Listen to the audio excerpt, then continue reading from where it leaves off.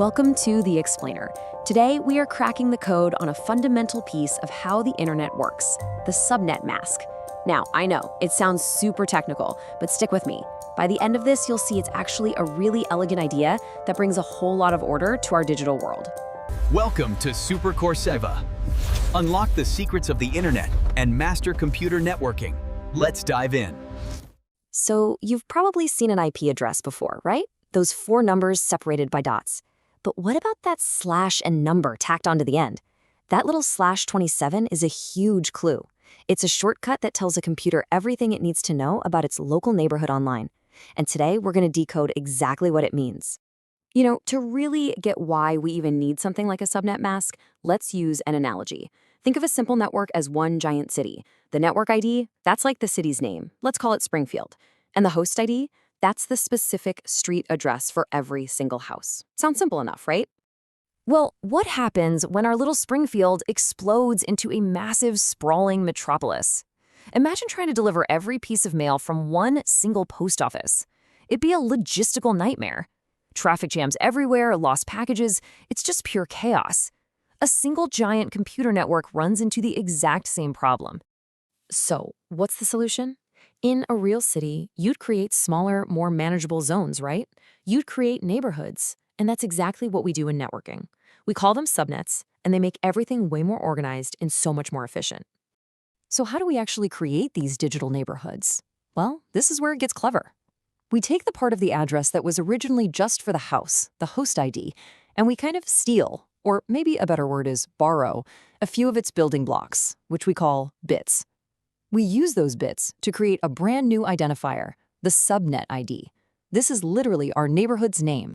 And this gives us a much more specific 3-part address. It's no longer just city and house. Now it's city, then neighborhood, and then the house.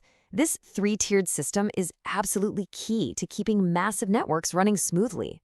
Okay, so we've got this new address structure.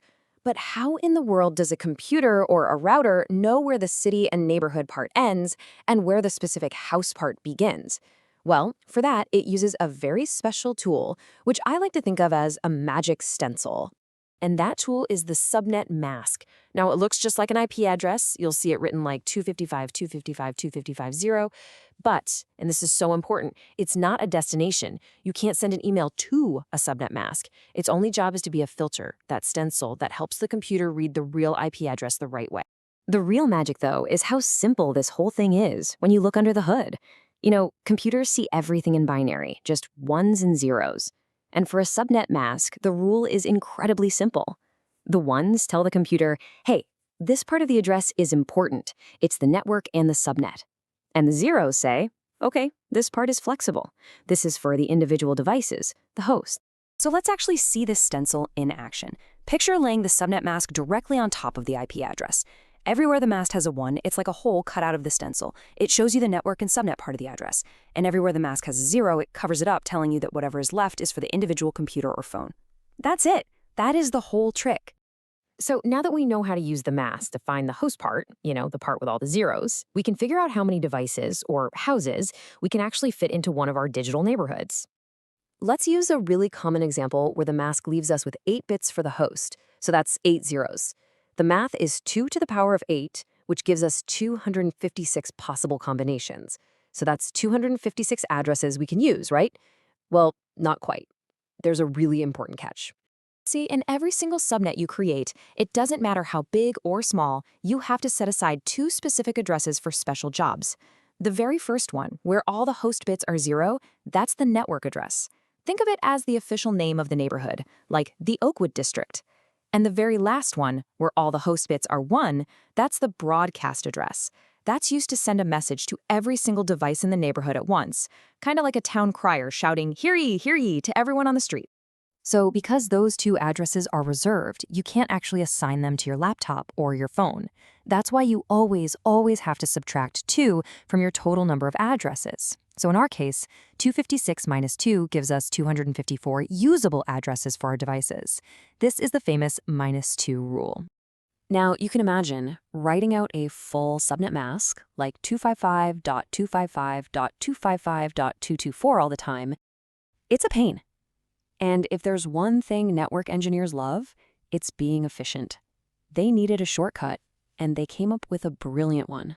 And that solution is what we call CIDR notation, or just slash notation. It lets us replace that big long number with something as simple as /27. They both mean the exact same thing, but I think you'll agree one is a lot faster to type. So where does that number 27 actually come from? Is it random? Nope. It is literally just the total number of ones, the network bits, in the subnet mask when you write it out in binary. So for that mask we just saw, 255.255.255.224, that's 3 groups of 8 ones plus 3 more ones. So 8 plus 8 plus 8 plus 3 is 27. It's just a simple count. That's all it is. All right, let's do a super quick recap of what we just covered. The subnet mask is just a filter, a stencil that separates the network ID from the host ID. The ones in that mask define the network part, the zeros define the host part. When you're figuring out how many devices you can have, always remember that -2 rule. And finally, that slash notation, it's just a handy shortcut that counts the number of ones in the mask. So there you have it. We went from a mysterious number at the end of an address to a really clear set of rules. That slash notation isn't just some technical jargon. It's part of a hidden language that helps organize the entire internet. It really makes you wonder, right? What other elegant systems like this are working just beneath the surface, shaping the digital world we live in every single day?